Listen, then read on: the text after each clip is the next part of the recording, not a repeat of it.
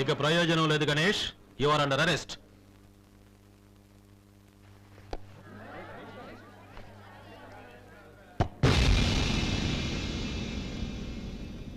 ఏసేంట్రా? ఎక్కడ health minister? ఎక్కడ health minister? ఎక్కడ ఉన్నాడు చెప్పు.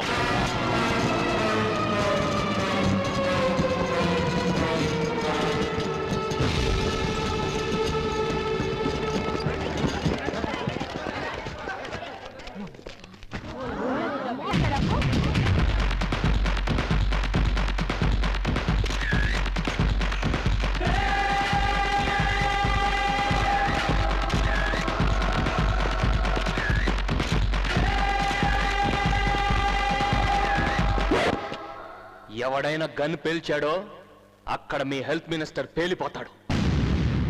నిన్నటి వరకు జైల్లో ఉన్న నా దగ్గరికి ఇంత డబ్బు ఎలా వచ్చిందని ఆశ్చర్యపోతున్నారా? ఇది మీ డబ్బు, మీ డబ్బు. తీసుకోండి, తీసుకోండి అమ్మా.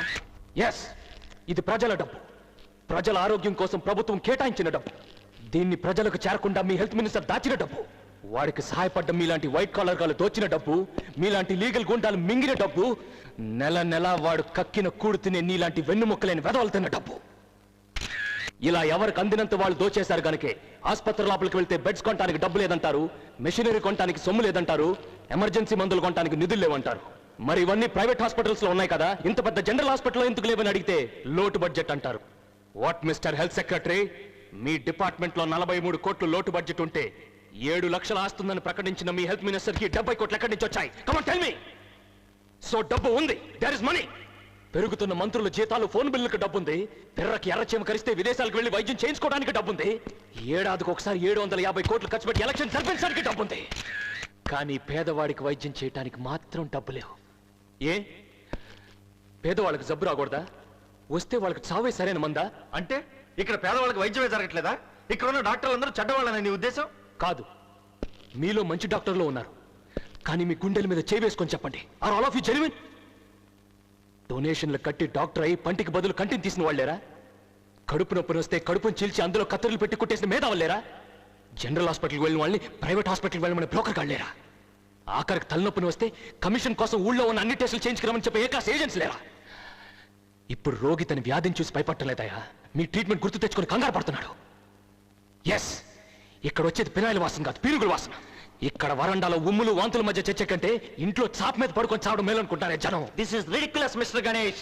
Do you have any substantial evidence to prove your allegations? What is ridiculous? Have you ever gone through a medical journal? Do you know that 75 crore Indian people are nearly 500 kilometers away from a basic operation table? Do you know that 1 lakh women are dying due to the non-availability of sterilized medical plates to cut their umbilical cords?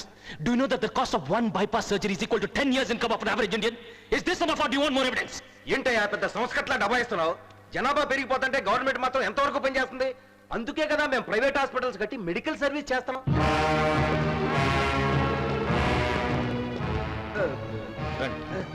పర్లేదు రండి.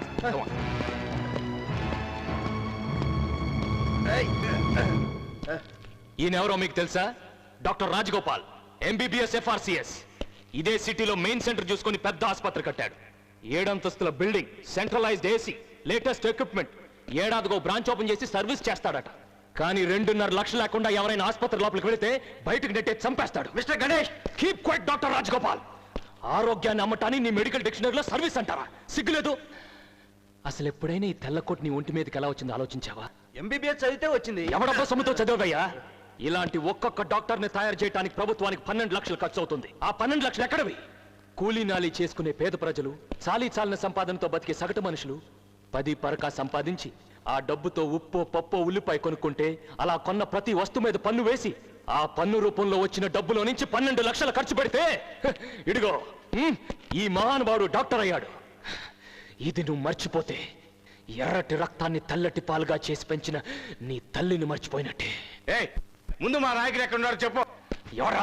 ఎవరా వాగింది? ఎవరా మీ నాయకుడు? ఒంటి మీద ఉన్న చక్క గుండెలు లేవు, కట్టుకున్న పంచకు ఉతుకులేదు. నిన్ను చూస్తుంటే నీ నాయకుడికి జిందాబాద్లు కొట్టి కొట్టి ఎముకలు బయటపడి చచ్చేలాగున్నారా? నీకు రోగం వస్తే నీ నాయకుడు ప్రైవేట్ హాస్పిటల్లో చేర్చడరా? ఇక్కడ ఏదే జనరల్ హాస్పిటల్లో పడేస్తాడు. ఎలక్షన్స్ ముందు వచ్చి చేతికో జెండా జేబుకో 100 పెట్టి గెలిచి అడ్రస్ లేకుండా వెళ్ళిపోయాడు మీ నాయకుడా? ఎప్పుడురా తెలుసుకుంటారు మీరు ఆ? ఏయ్, ఎప్పుడు తెలుసుకుంటారు? గాళ్ళు తెలుసుకోరు గణేష, ఆలి జన్మలు తెలుసుకోరు. వీళ్ళకన్నా మున్సిపాలిటీ కుక్కలయ్యం కాదు. మీ బతుకులు చెడా. నువ్వు చెప్పింది నిజమయ్యా, చాలా సత్యం. ఈ దిక్కుమాల దవాఖానా ఎంతమంది పసిపిల్లల్ని అన్యాయం చేస్తుందో ఈ కళ్ళతోనే చూస్తున్న కొడుక. గంతెందుకు ఈ సంటోడు కూడా రాదు. ఒక కిడ్నీ లేదని వీళ్ళ అయ్యని చంపిండ్రు, వీళ్ళ అమ్మని చంపిండ్రు. ఈ పోరని దిక్కులేనోని చేసిండ్రు గణేష, దిక్కులేనోని చేసిండ్రు. ఈ పిల్లాడే కాదమ్మా, నేను కూడా ఈ ఆసుపత్రి వల్లే అనాథనయ్యాను.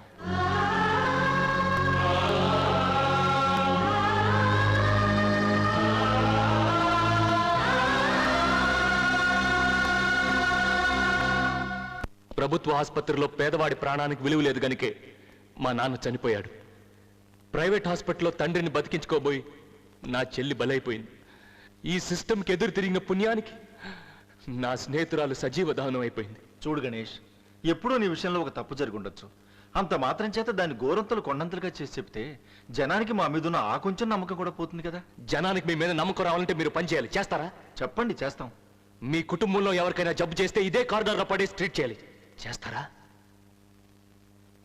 ఆ ఆలోచన వస్తేనే మీకు భయంగా ఉంది. అనుభవించి మాకెలా ఉంటుంది? ఇది హాస్పిటల్ అని మేము రావట్లేదు, దేవాలయం అనుకుని వస్తున్నాం. మిమ్మల్ని కేవలం డాక్టర్లుగా భావించి రావట్లేదు, దేవుళ్ళు అనుకుని వస్తున్నాం. అటువంటి మమ్మల్ని ఇలా చులకనగా చూడొచ్చా? పురుగుల కంటే హీనంగా ట్రీట్ చేయొచ్చా?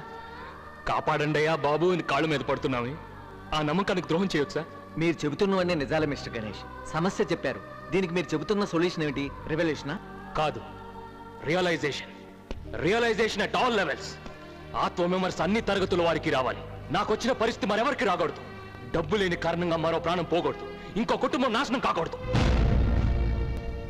మన రాష్ట్రంలో డాక్టర్లు ఎన్నోసార్లు స్ట్రైక్ చేశారు. ఎప్పుడు చేసినా మీ జీతాల కోసం చేశారే గాని హాస్పిటల్ ఫెసిలిటీస్ బాగుపడాలని ఎప్పుడైనా చేశారా? ఇక మీదైనా మీరు చేసే పని జీతం కోసం చేసే పనిగా భావించి చేయకండి, దైవసేవగా భావించి చేయండి. సద్దన్నంలో ఉల్లిపై నంచుకోవడానికి కూడా గతి లేని పేదవాళ్ల దగ్గర మెయిన్ గేట్ నుంచి మార్చిల వరకు లంచం అడిగే అలవాటు మానుకోండి. మీ దగ్గర చాలినంత డబ్బు లేదనే కదా లంచం అడుగుతున్నారు. వాళ్ళు మీకంటే డబ్బు లేని వాళ్ళు కాదా? వాళ్ళని దోచుకోవచ్చా? నరాల్లో డబ్బు పిచ్చి జీర్ణించుకుపోయిన రాజకీయ నాయకులందరినీ అడుగుతున్నాను, మనీ ప్రపంచంలో నుంచి మానవత ప్రపంచంలోకి రండి. మీరు తీసుకునే లంచంలో సగం డబ్బు ఖర్చు పెడితే ఊరికో జనరల్ హాస్పిటల్ కట్టొచ్చు, వీధికో హెల్త్ సెంటర్ పెట్టొచ్చు.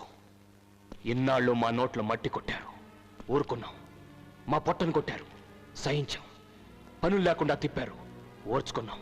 మీకు తోచినప్పుడల్లా పన్నుల మీద పన్నులు వేసుకుంటూ వచ్చారు, నోరు మూసుకొని కట్టాం.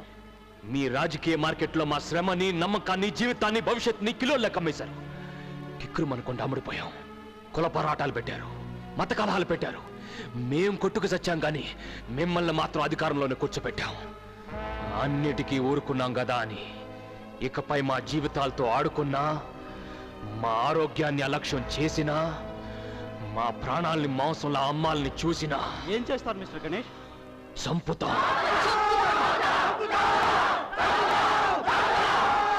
ఈ రోజు రాష్ట్ర వైద్య చరిత్రలో ఓ మర్చిపోలేని రోజు. ప్రియా, గవర్నర్ ప్రెసిడెంట్ గా ఉన్న రెడ్ క్రాస్ సొసైటీకి డబ్బంతా చేర్చు. ప్రజల డబ్బు ప్రజలకే చేరాలి. ఓకే.